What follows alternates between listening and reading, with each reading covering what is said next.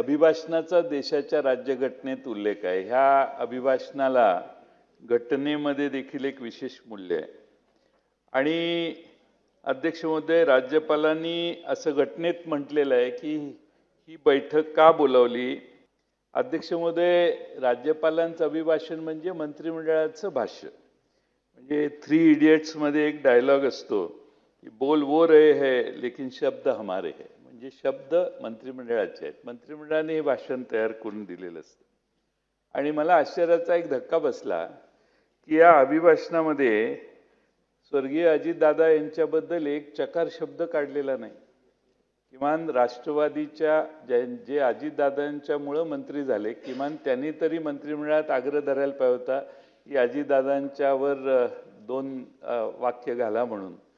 पण तो विसर किमान दादांना भावपूर्ण श्रद्धांजली राज्यपालांच्या तोंडातून आलं तर त्याला जास्त, आता मला खात्री आहे मुख्यमंत्री तर नक्कीच त्यांच्या अर्थसंकल्पात करतील, पण अभिभाषणात येणं हे सर्व राज्याच्या वतीनं होत असणारं भाषण आहे। अध्यक्ष महोदय, खरं म्हणजे बोले तैसा चाले त्याची वंदावी पावले अशी आपल्यात मराठीत म्हण आहे। यामध्ये उक्तीत आणि कृतीत काही फरक होता कामा नये। अध्यक्ष महोदय, अभिभाषणाच्या सुरुवातीचं सगळ्या महापुरुषांची नावं घेतली। छत्रपती शिवाजी महाराजांचं घेतलं, भगवान बिरसा मुंडांचं घेतलं, अहिल्यादेवी होळकरांचं घेतलं।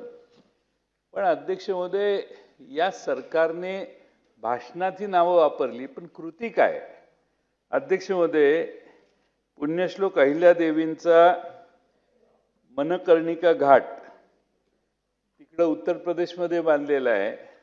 अध्यक्ष महोदय, तिथल्या सत्तारूढ पक्षाच्या धोरणानं तो घाट तोडण्यात आला, मूर्त्यांचा विध्वंस करण्यात आला।